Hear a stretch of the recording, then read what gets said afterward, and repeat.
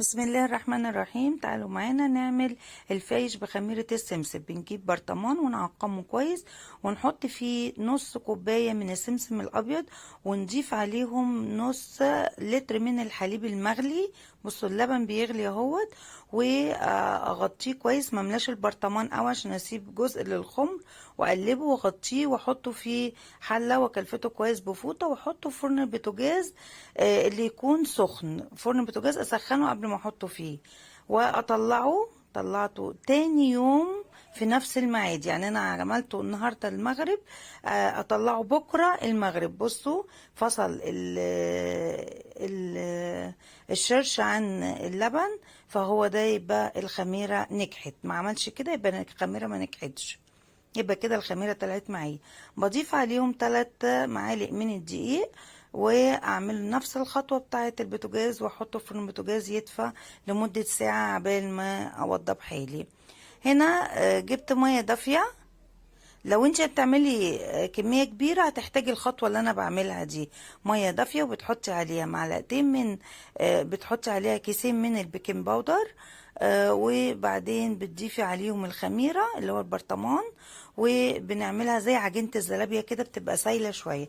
دي لو بتعملي كمية كبيرة، وبتعملي كمية بسيطة بتعجني على طول على الخميرة اللي انت حطيتيها في قلب البرطمان. هنا بجيب اللبن، بعجن بلبن وبحط عليه 3 مكونات دولت. ده كركم مع حبهان مع محلب، بطحنهم كويس مع بعضيهم واضيفهم للبن، وبعدين السمسم، وبعدين بضيف هنا السمنة واقلبهم كويس مع بعضيهم. وبعدين اجيب الخميرة اللي انا عملتها، بتقعد حوالي نص ساعة بس. بصوا ما شاء الله بقت عاملة ازاي، تبقى سايلة كده زي عجينة الزلابية. واروح حطاها وضيفاها واقلبهم كويس مع بعضيهم، واضيف الدقيق عليهم كله واقلب واعجن كويس بقى. على فكرة هي بتاخد وقت في العجنة، بس انا مسرعة الفيديو، لكن هي بتاخد وقت كتير في العجن علشان ما اطولش عليكم الفيديو. بس لحد ما اتلمت معايا العجينة افضل اعجن لحد ما اتلمت معايا العجينة كده.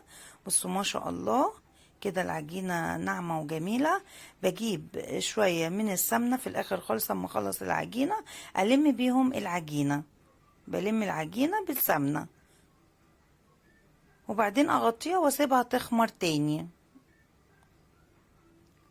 احط عليها صينية وهحط عليها غطا واركنها تخمر تاني قبل ما احضر صاجاتي وحاجاتي.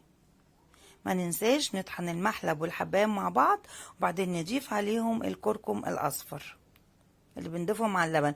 ممكن ما تعجنيش باللبن، ممكن تعجني عادي بميه، بس انا بحب اعجنه باللبن، بيبقى جميل كده عامل زي الكيكه.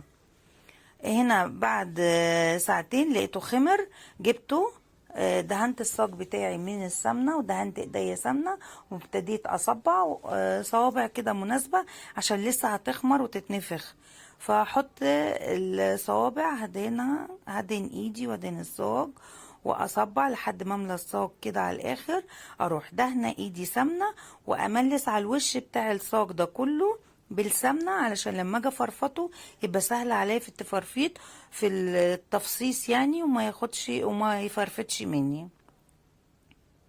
ادي اهو بليت ايدي بالسمنه وحطيت على الصوابع واركنها علشان تخمر شويه. جبت الصاج التاني ودهنته وهصبع فيه برضو نفس الشيء، واعمل نفس الحركة وادهن الوش برضو بالسمنة.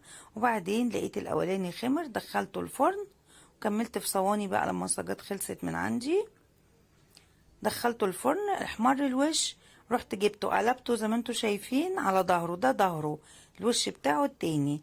اجيبه بقى افصصه، ادي الوش بتاعه اهو، افصصه. بص يا جماعة عامل زي الكيكة بالظبط، بفصصه كده بالراحة، بيفرفتش مني ولا حاجة. بصوا ما شاء الله طالع جميل وناجح وهايش.